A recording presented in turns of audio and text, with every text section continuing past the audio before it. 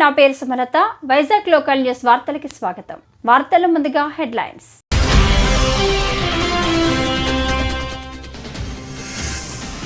విశాఖలో జరగనున్న అంతర్జాతీయ యోగా దినోత్సవం ఏర్పాటుపై రాష్ట్ర ప్రభుత్వ ప్రత్యేక ప్రధాన కార్యదర్శి ఎంటీ కృష్ణబాబు అధికారులతో భేటీ.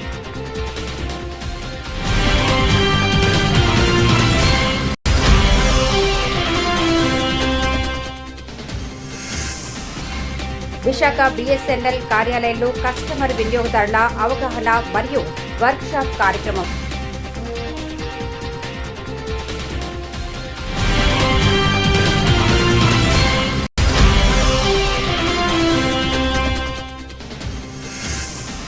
దళితులపై దాడి చేసిన పోలీసులపై చర్యలు తీసుకోవాలని వ్యతిరేక పోరాట సంఘం కేవీపీఎస్ జిల్లా ఉపాధ్యక్షుడు వై రాజు రాష్ట్ర ప్రభుత్వాన్ని డిమాండ్.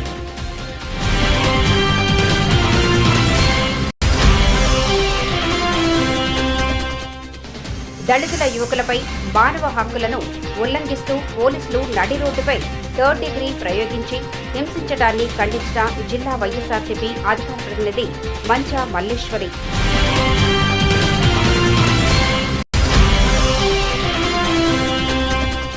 విత్తన బంతులతో సామాజిక వనాలు పెంచడం అవసరమని Andhra Pradesh NCC 13వ battalion LT colonel commanding officer Neeraj Kumar.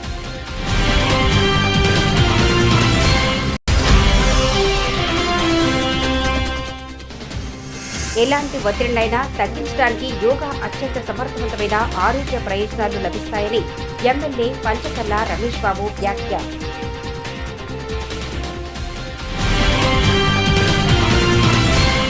June 21న విశాఖలో జరగనున్న అంతర్జాతీయ యోగా దినోత్సవ ఏర్పాట్లను ప్రపంచ స్థాయి ప్రమాణాలకు అనుగుణంగా నిర్వహించాలని రాష్ట్ర ప్రభుత్వ ప్రత్యేక ప్రధాన కార్యదర్శి ఎంటీ కృష్ణబాబు అధికారులను ఆదేశించారు. ముఖ్యమంత్రి ఈ కార్యక్రమాన్ని ప్రతిష్టాత్మకంగా తీసుకున్నారని ఆయన తెలిపారు.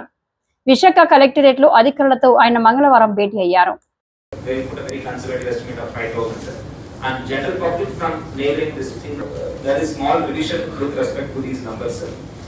On the higher side. So up to 2.5 we will go including links. Today they took us through a longer road. We will take an alternate road through which we will make that link also, sir. So what we are expecting, sir, and as I explained, sir, maybe we have a little less turnout on that particular case. Next. So this is with respect to the numbers, sir, which incorporate in the map, sir. A drop point thinking, what is the point? And it is one clear చేసేస్తాం sir. And every drop point we will sketch over the example to monitor this movement of vehicle and the parking and those things. Parking major thing would be traffic and parking, sir. Traffic and parking is major thing. So we should have an exclusive control. We will have one yes sir, bus charge putting charge that's why it's just putting charge and the breakfast also. What we have thought of is decentralized booking, sir. Booking itself will happen in some 10 places closer to the have adequate numbers, sir. One checklist they will be able to deliver, sir. Emergencies can they perform? Not they will only be volunteers. Adokati manamu evaru whoever is handling that. So next.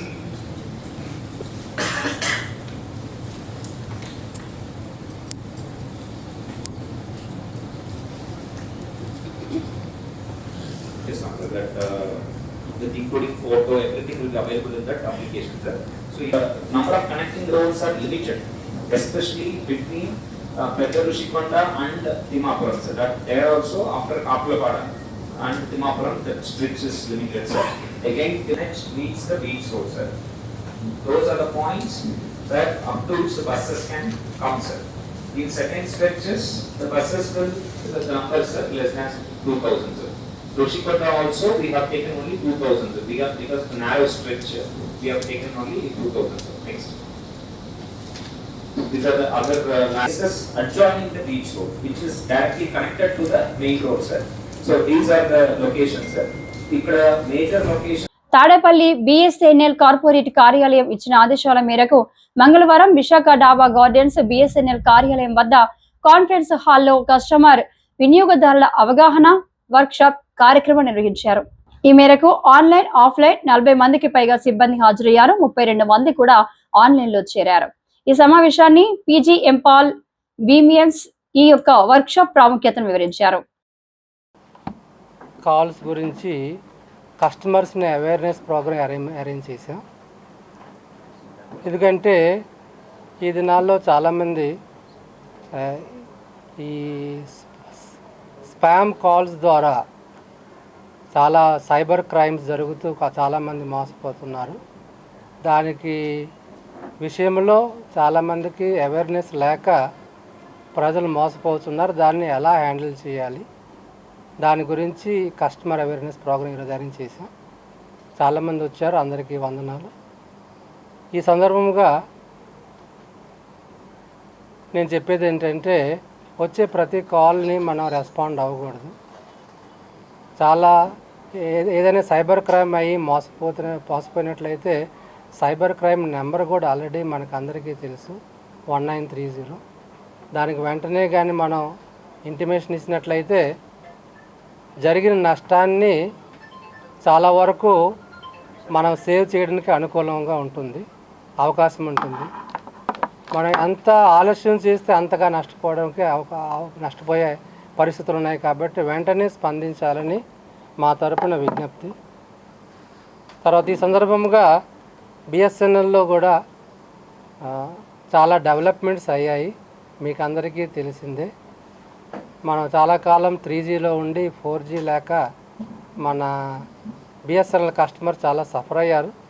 కానీ గత 9 months నుండి 4G technology పెట్టడం జరిగింది.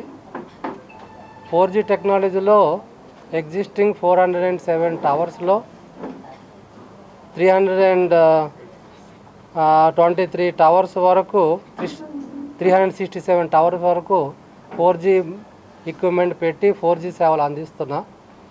దానికి తోడు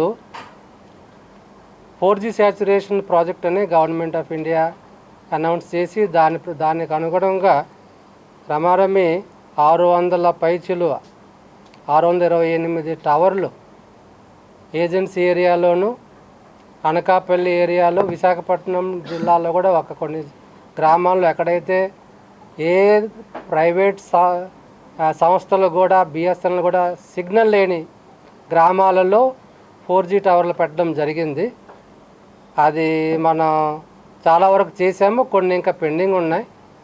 ఒక 2-3 నెలల్లో ఈ ప్రతి గ్రామానికి మన విశాఖపట్నం ఉమ్మడి జిల్లాలో ప్రతి గ్రామానికి దళితులపై దాడి చేసిన పోలీసులపై చర్యలు తీసుకోవాలని వ్యతిరేక పోరాట సంఘం కేవీపీఎస్ జిల్లా ఉపాధ్యక్షుడు వై రాజు రాష్ట్ర ప్రభుత్వాన్ని డిమాండ్ చేశారు. ఈ మేరకు మంగళవారం విశాఖ డాబా గార్డెన్స్ ఎల్ఐసి బిల్డింగ్ సమీపంలో అంబేద్కర్ విగ్రహం వద్ద కేవీపీఎస్ ఆధ్వర్యంలో ధర్నా కార్యక్రమం చేపట్టారు. ఈ సందర్భంగా ఆయన మాట్లాడుతూ దళితులపై తెనాలలో పోలీసులు చేసిన దౌర్జన్యానికి ప్రతి ఒక్కరూ వ్యతిరేకించాలని కోరారు. పోలీసులు ప్రజల రక్షకుల భక్షకులు అంటూ ప్రశ్నించారు. తక్షణమే దళితులపై రౌడీ షీటు పేరుతో దాడి చేసి కాకిలపై చర్యలు తీసుకోవాలని ఆయన డిమాండ్ చేశారు.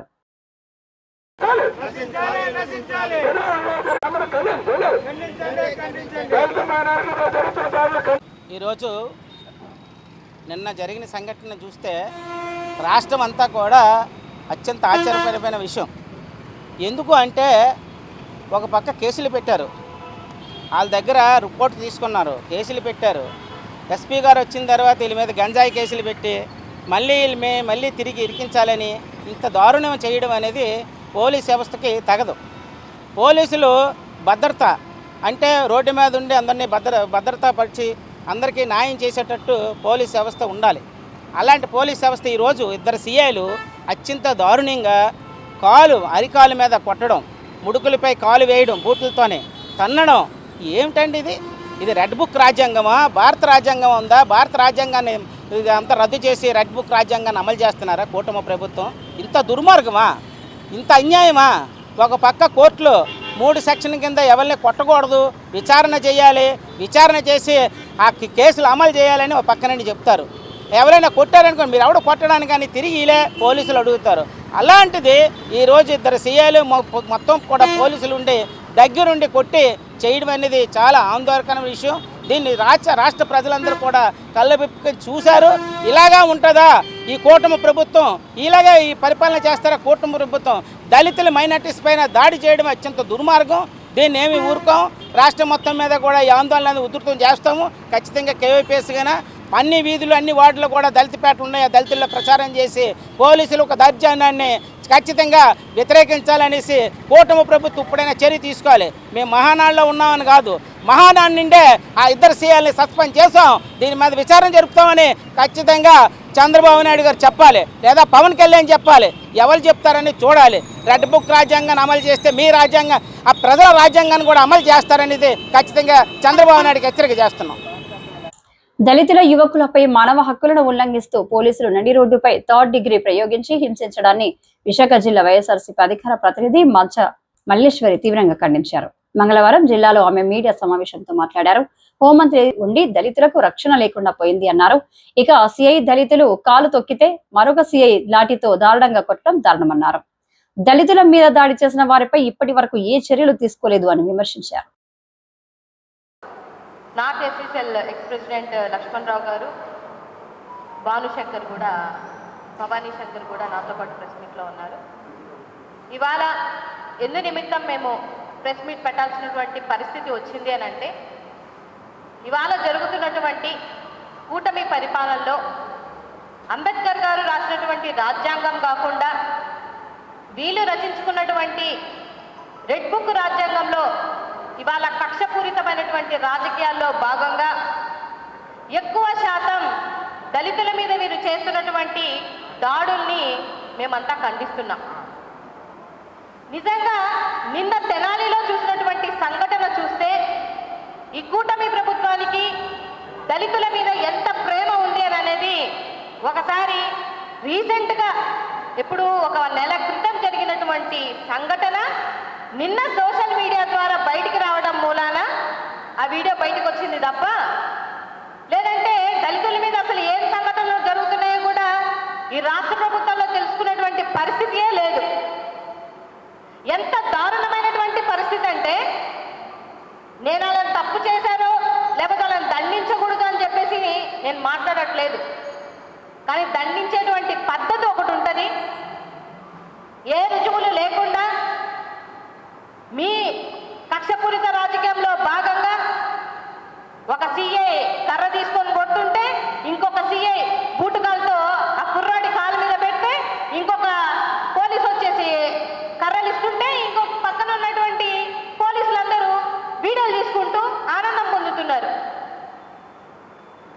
నిజంగా ఇవాళ రాష్ట్ర ప్రభుత్వంలో దళితులు ఇంతలా ఇబ్బంది పడుతున్నటువంటి పరిస్థితులు ఒకసారైనా ఈ రాష్ట్ర ప్రభుత్వంలో ఉన్నటువంటి హోంమంత్రి దళిత మహిళ అయ్యుండి నీ చేతగాని స్థానానికి ఇదొక పరాకాష్ట. ఎందుకనంటే ఇప్పటికి మీరు వచ్చి ఇంకొక వారం పోతే సంవత్సరం అవుతుంది. ఈ సంవత్సరంలో ఎంతమంది దళితుల మీద దాడులు చేశారు అనేది కూడా మీరు ఒకసారి గమనించాలి. మీరు ఇంత సంఘటన జరిగినా కూడా ఒక చిన్న ప్రెస్ మీట్ పెట్టరు, పోనీ ఆ కుటుంబానికి ఒక భరోసా ఇవ్వరు, లేదా డిపార్ట్మెంట్కి సంబంధించిన వాళ్ళకి ఒక మాట చెప్పరు. అసలు ఇలాంటి సంఘటన జరిగిందన్న విషయం కూడా మీకు తెలుసో తెలీదో, నాకైతే డౌటే. ఎందుకంటే పాయకరావుపేట, డొంకాడ వీధి, నక్కపల్లి మండలంలో జరిగినటువంటి సంఘటన ఇది సాక్షాత్తు హోంమంత్రి అనిత గారి నియోజకవర్గం. ఈ నియోజకవర్గంలో పరిస్థితి ఏందయ్యా అంటే, ఒక పెళ్లికి అక్కడ ఏదో డెకరేషన్ చేయడానికి ఒక 6 మంది దళిత కుర్రాళ్ళు వెళ్తే ఆ పెళ్లిలో ఎవరితో ఫోన్ పోయిందంట. వీళ్ళు ఆ నింద చేశారనే ఒక ఉద్దేశంతో దాదాపుగా 2 రోజులు ఆ పవర్ ఆపేసి మరి 6 మందిని కొట్టినటువంటి పరిస్థితులు. అది కొట్టింది కూడా ఎవరంటే నక్కపల్లి మండలంలో ఆ డొంకాడ వీధిలో ఎవరిని అడిగినా చెప్తారు అది టీడీపీ వ్యక్తులే చేశారు అన్న విషయం. నీ దగ్గరకు వస్తే కూడా ఒక్క ఫోన్ కాల్ కూడా అసలు ఎందుకు జరిగింది, దేనికి జరిగింది, దీన్ని విచారించండి, నా దళిత సోదరులకి అన్యాయం జరిగింది లేకపోతే నా నియోజకవర్గంలో ఉన్న వాళ్ళకి అన్యాయం జరిగింది కూడా ప్రశ్నించలేనటువంటి పరిస్థితిలో ఇవాళ నీ పదవి ఉన్నందుకు మీరు సిగ్గుపడాలి. రాష్ట్రంలో ఉన్న సంఘటనలన్నీ పక్కన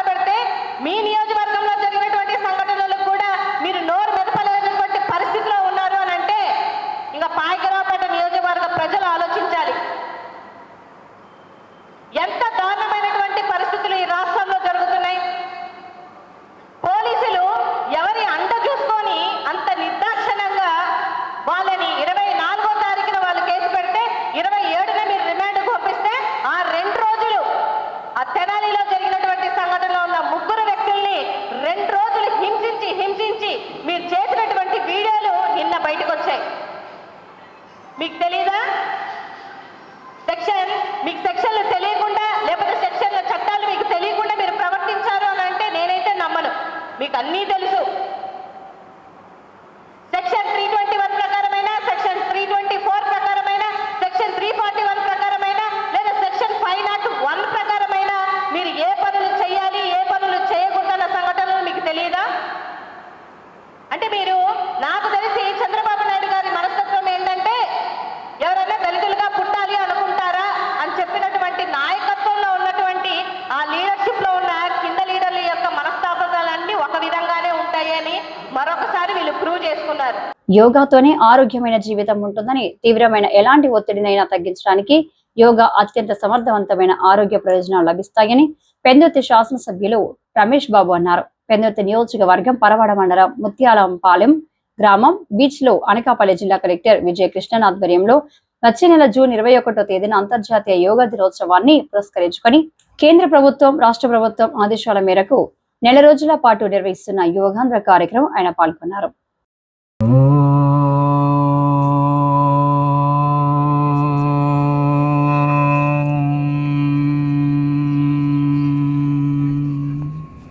మరొకసారి ఫస్ట్ అపాలజీస్, చాలా లేట్గా వచ్చేసాను.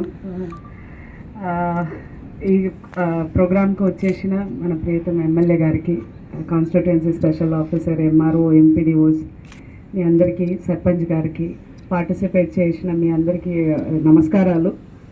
ఎమ్మెల్యే గారు చెప్పినట్టు అంటే మనం అంటే ఈరోజు మీకు అనిపిస్తుంది ఇది ప్రతి అంటే జూన్ 21 దాకా వీళ్ళు ఎలా చేస్తారు అని. మేము జిల్లాలో 100 మందికి ట్రైనింగ్ ఇచ్చాము. ఇప్పుడు వాళ్ళు ఈ రోజు నుంచి 4500 మెంబర్స్కి 4000 మందికి ఈరోజు ట్రైనింగ్ ఇస్తాము. 5 రోజులు వాళ్ళు ట్రైనింగ్ ఇస్తారు. వాళ్ళు మీ సచివాలయం ఎంప్లాయీలే. వాళ్ళు వచ్చి మీ అందరికీ మీ ఊరిలో 5 రోజు కంటిన్యూస్గా నేర్పిస్తారు. ఈరోజు మనం చేసినది వాళ్ళు కంటిన్యూస్గా 5 రోజు ఏం చేస్తే మీ బాడీలో నీ పెయిన్, బ్యాక్ పెయిన్ అలాంటిది రాకుండా ప్రతిరోజు ఒక సింపుల్ స్ట్రెచ్ ఎక్సర్సైజ్ చేసుకుంటే మొబిలిటీ రిలేటెడ్, అంటే వాకింగ్ చేయడం, నడవడానికి కూడా ఇప్పుడు ముందు 70-80 ఇయర్స్లో వస్తుంది నీ పెయిన్ కానీ బ్యాక్ పెయిన్ కానీ. ఇప్పుడు 40 సంవత్సరాల్లోనే చాలామందికి వచ్చేస్తున్నాయి. అది రాకుండా ఉండాలంటే సింపుల్ ఎక్సర్సైజ్. మార్నింగ్ లేచి ఒక 10 నిమిషాలు మీకోసం మీరు ఖర్చు పెడితే డబ్బు ఖర్చు పెట్టాల్సిన అవసరం ఉండదు. కాబట్టి మీరు అందరూ చెయ్యాలి. చేయడానికి ప్రభుత్వం ఆదేశాల మేరకు చాలా ఎఫర్ట్స్ మేము తీసుకుంటున్నాము. మీరు అందరూ మాకు కోఆపరేట్ చేయాలని మీ అందరినీ కోరుకుంటూ ఈ అవకాశం ఇచ్చిన మీ అందరికీ ధన్యవాదములు. వచ్చే నెల 21వ తారీఖు దేశ ప్రధాని శ్రీ నరేంద్ర మోడీ గారు యోగా డే రోజు ఆంధ్రప్రదేశ్ని ఎంచుకోవటం, గౌరవ ముఖ్యమంత్రి నారా చంద్రబాబు నాయుడు గారి నేతృత్వంలో విశాఖపట్నంలో ఆ రోజు ప్రపంచ యోగా డే నిర్వర్తించడం జరుగుతూ ఉంది. అది మీ అందరికీ తెలిసిన విషయం. నిన్న కూడా మన్ కీ బాత్లో ప్రధానమంత్రి గారు చెప్పారు, విశాఖపట్నం వచ్చే నెల 21 వెళ్తున్నానని చెప్పి.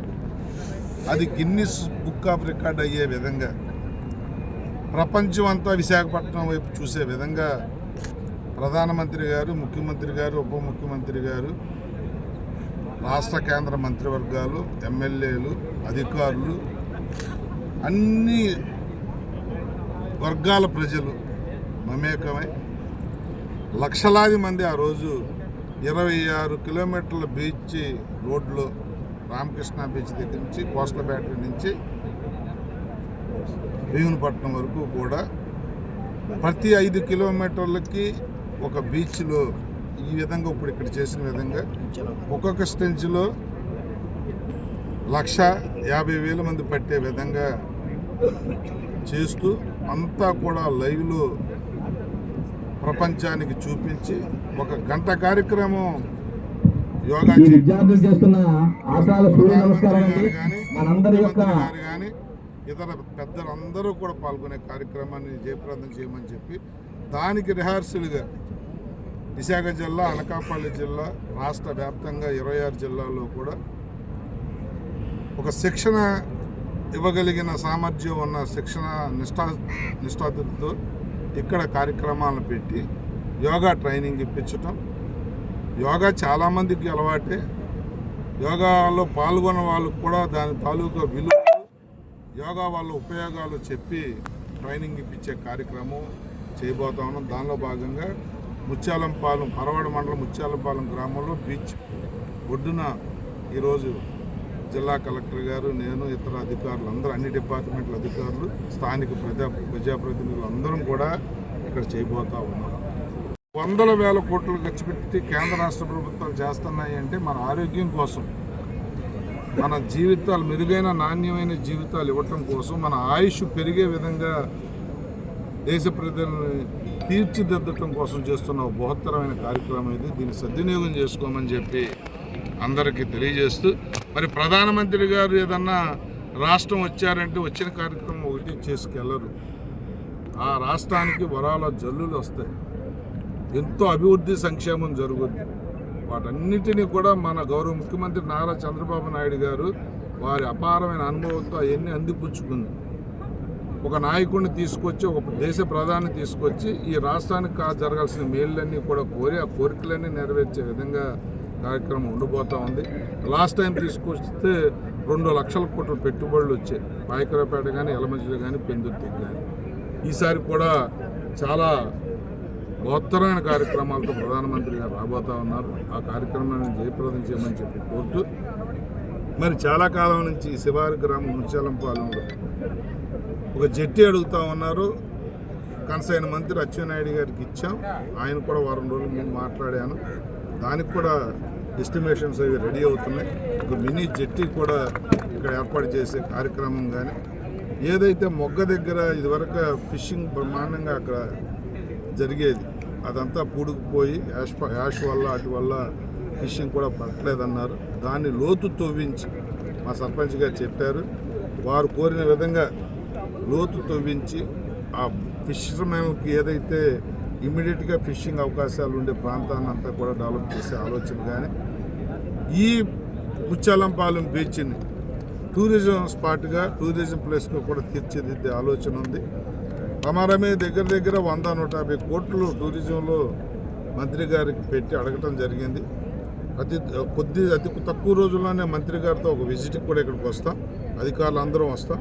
ఏమేమి చేస్తే ఇక్కడ స్థానికులకి జీవిత ప్రమాణాలు పెరుగుతాయి, వాళ్ళకి వ్యాపారం కానీ, స్టాల్స్ కానీ, ఏదన్నా కానీ వాళ్ళ జీవనోపాధికి కలిగించే విషయాల్లో కానీ, టూరిస్టులు ఇక్కడికి వచ్చి సేద తీరే విషయంలో కానీ పెద్ద ఎత్తున మిగిలిన 4 సంవత్సరాల్లో దీన్ని ఒక మంచి టూరిజం స్పాట్గా తీర్చిదిద్దుతాం. ముత్యాలంపాలెం జాతకం మారే విధంగా కార్యక్రమాలు చేస్తామని చెప్పి మాటిస్తాం. విత్తన బంతులతో సామాజిక వనాలు పెంచడం అవసరమని Andhra Pradesh NCC 13వ battalion LT colonel commanding officer Neeraj Kumar అన్నారు.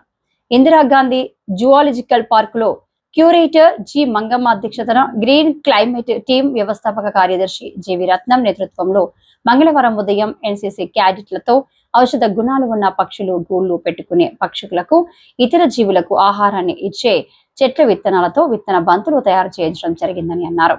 10,000 సంవత్సరాల క్రితం వ్యవసాయం చేయడం ప్రారంభించిన కాలంలో విత్తన బంతులు తయారు చేసి తమకు అవసరమైన చోట వనాలు పెంచాలని ఆయన వివరించారు.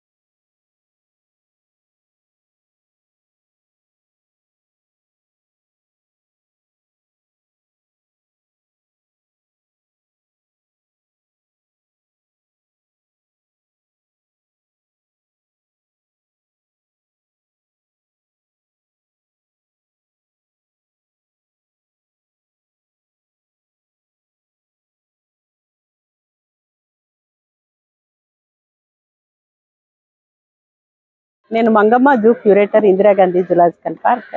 ఈరోజు ఇందిరాగాంధీ జూ పార్క్లో గ్రీన్ క్లైమేట్ రత్నం గారు అండ్ గ్రీన్ క్లైమేట్ సొసైటీ రత్నం గారు, Neeraj Kumar commandant NCC for 3 districts అందరూ, ఇందిరాగాంధీ జులాజికల్ పార్క్ అందరూ కూడా కొలాబరేట్ చేస్తూ సీడ్ బాల్స్ తయారు చేయడం అనే కార్యక్రమాన్ని ప్రారంభించాం.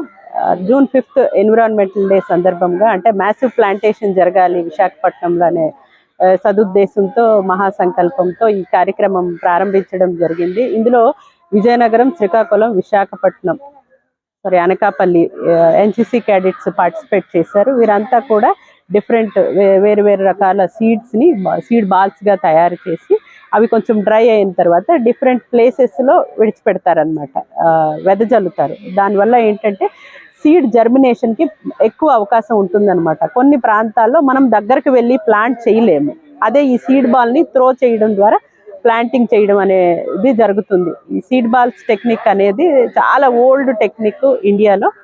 ఎక్కడెక్కడైతే కొండ ప్రాంతాల్లో, తర్వాత డ్రై ఏరియాస్లో వీటిని కొన్ని సందర్భాల్లో హెలికాప్టర్ ద్వారా కూడా, అంటే ఎక్కువ సీడ్ బాల్స్ తయారు చేసి హెలికాప్టర్ ద్వారా డ్రాప్ చేస్తారు కొండల మీద, గుట్టల మీద, దాని ద్వారా. సో ఇక్కడ ఈరోజు జరుపుకోవడం వెనుక ముఖ్య ఉద్దేశం ఏంటంటే, ఈ ఎన్సిసి క్యాడెట్స్ చదువుకునే విద్యార్థుల్లో కూడా ఈ ఎన్విరాన్మెంట్ యొక్క ప్రాముఖ్యతని వాళ్ళకి కూడా తెలియజెప్తూ సెన్స్ ఆఫ్ బిలాంగింగ్నెస్ వాళ్ళకి కలగజేయడం అనేది ముఖ్య ఉద్దేశం అన్నమాట. సో ఎన్విరాన్మెంట్ ప్రొటెక్షన్ ఎంత అవసరము, దానివల్ల వచ్చే బెనిఫిట్స్ అనేవి తెలియజేయడం జరిగింది. Thank you so much. Assistance of Ratnam Garu, he has given us opportunity to create seed balls, and zoo creator our Mangamma madam, and she has also given the opportunity to the cadets of NCC to come inside the zoo and do this activity. For all the cadets, this activity is very good. They are learning the values of saving the environment and protection the environment by planting the trees in the environment, and especially for this beautiful city of Visakhapatnam, they will be creating it better and much pollution free by planting so many trees at one point of time. And this seed ball therapy or seed ball of this kind of way of planting trees is also 10,000 years old. So by learning this kind of technique, the cadets are also learning something new, and at the same time they are saving the environment. So I am greatly thankful to the Ratnam Garu and the zoo creator Madam Garu that they have given this opportunity. Jai Hind. ఈ వార్తలు ఇంతటితో సమాప్తం. తిరిగి మరో తాజా బులెటిన్లో కలుసుకుందాం. అంతవరకు సెలవు. నమస్కారం.